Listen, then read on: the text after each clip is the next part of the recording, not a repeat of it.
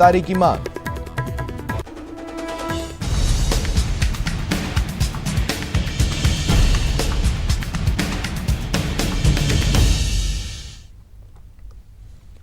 नमस्कार, स्वागत है आप सभी का। आपके साथ मैं हूं स्वप्निल। सीधे लिए चलते हैं विधानसभा, जहां सीपीए का सेमिनार चल रहा है। इसमें पूर्व राष्ट्रपति प्रणब मुखर्जी मौजूद हैं। किया है। संसद और राज्य विधानसभा का दीर्घ अनुभव रखने वाले श्री गहलोत जी ने स्वस्थ संसदीय परंपराओं को हमेशा पोषित किया है। आज से विनम्र आग्रह, अपना उद्बोधन हमें प्रदान करें। माननीय श्री अशोक जी गहलोत।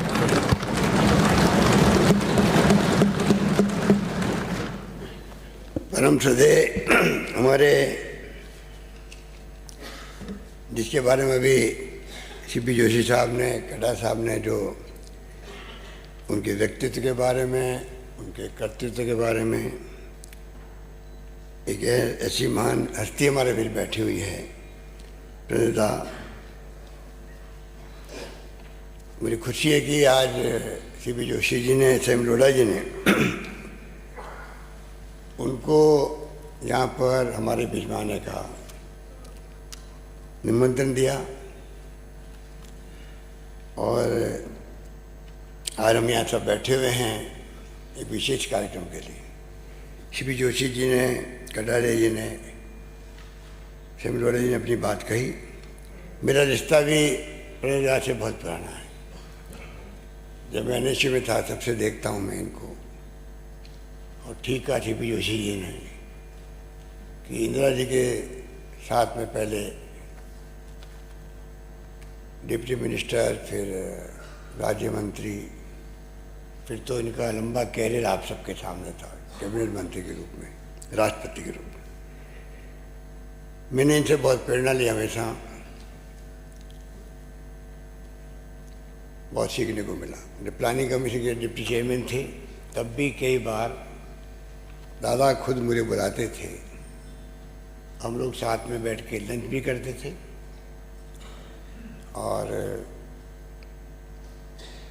राजनीति की बात भी करते थे। और मुझे वो सौभाग्य मिला जब दादा राष्ट्रपति चुने गए। उस वक्त कांग्रेस के एनडीए के उम्मीदवार के रूप में सोनिया गांधी जी ने जब इनका चयन किया और जब परिणाम आने लगे, कैंपेन में हम लोग साथ थे ही थे, परिणाम आने लगे तो 1 घंटे से अधिक समय तक परिणाम में मैं और दादा एक साथ इनके ही निवास स्थान पर हम लोग टीवी परिणाम देख रहे थे। तो आप सोच सकते हो कि किस रूप में आपका आशीर्वाद, आपका स्नेह, और जिस रूप में विभिन्न कमेटियों में रहे ये, चाहे वो कांग्रेस कमेटी हो, चाहे पूरे देश के चुनाव में मैनिफेस्टो बनाने की बात हो, तो उसके भी कन्वीनर ज़्यादा रहते थे। चाहे कांग्रेस कॉन्स्टिट्यूशन को अमेंड करने की बात हो, तब भी मुझे इनके साथ काम करने का अवसर मिला।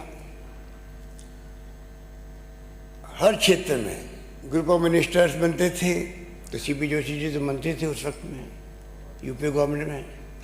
तमाम जियो एम के हमारे कन्वीनर दादा होते थे। इनके बारे में पूरे देश और दुनिया के अंदर जिस रूप में अमिट छाप छोड़ी आपने अपने जीवन के अंदर, वो पूरा देश गवाह है कि जिस रूप में जहाँ भी जिस पद पे रहे, रक्षा मंत्री हो, चाहे वो वित्त मंत्री हो, विदेश मंत्री हो,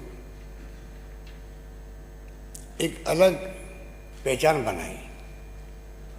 वैसा व्यक्तित्व आज हमारे बीच में आया है। और कड़ा जी ने ठीक कहा कि सीपीए संगठन नाम का पार्लियामेंट के अंदर भी जो राष्ट्रमंडल संसदीय संघ बना हुआ है, मैं भी 40 साल से देख रहा हूँ उसको, और मीटिंगें भी अटेंड की ऐसी। परंतु राजस्थान में इस प्रकार की मीटिंगें का आयोजन पहली बार हो रहा है, इसके लिए बधाई पात्र है जोशी जी और सैम लोढ़ा जी। ज़रा एक अच्छी शुरुआत हुई, पहली बार इन्वॉल्वमेंट हुआ है। वरना तो कटारी ने कहा हम तो चुनाव में जीता के भेज देते थे, मीटिंगें जनरली कई बार विदेशों में होती है, मीटिंग अटेंड करके आ जाते थे लोग और पता नहीं पड़ता था ये है क्या।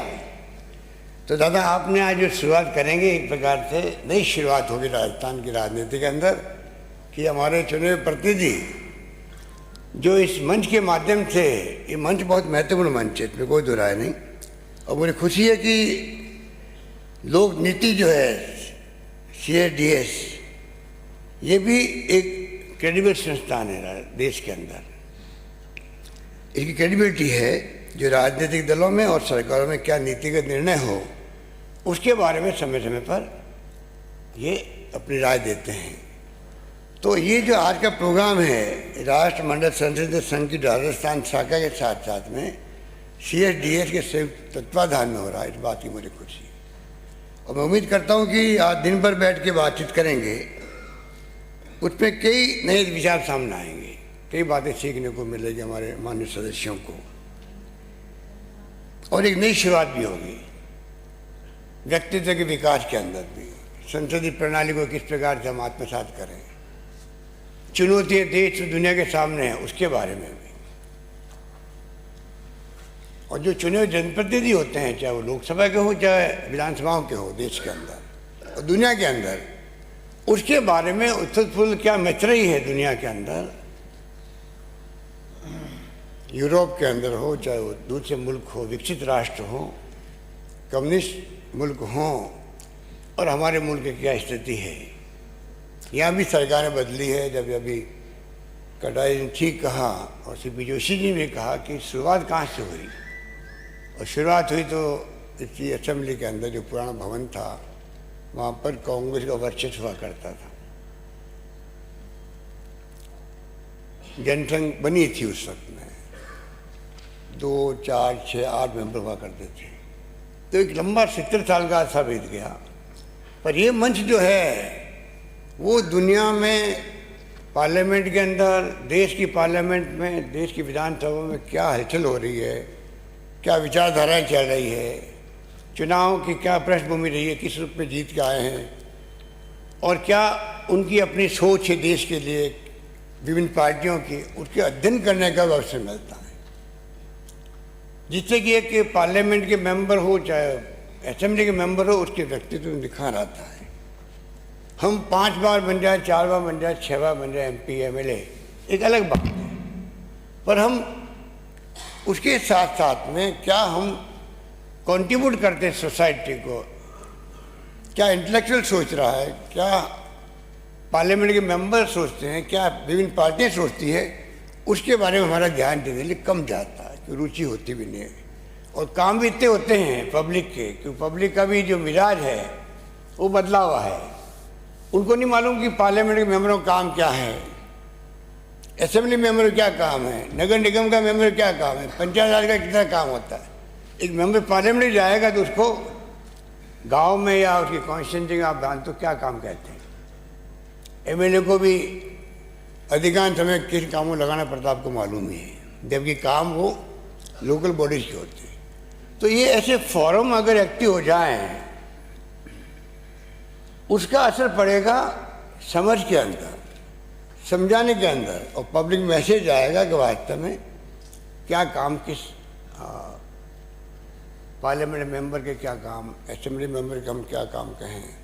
अभी तो अधिकांश समय